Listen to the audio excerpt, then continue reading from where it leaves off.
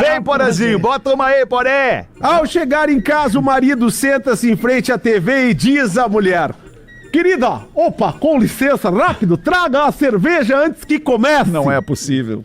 Essa nunca contei no programa. Não é né? possível. Com essa voz, A mulher faz uma careta impaciente, leva a cerveja pra ele. 15 minutos depois ele grita: querida!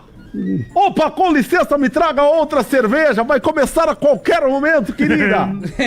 A mulher se enfurece. Vai ficar a noite inteira na frente da TV bebendo cerveja, seu preguiçoso. Opa, com licença, viu? Já começou.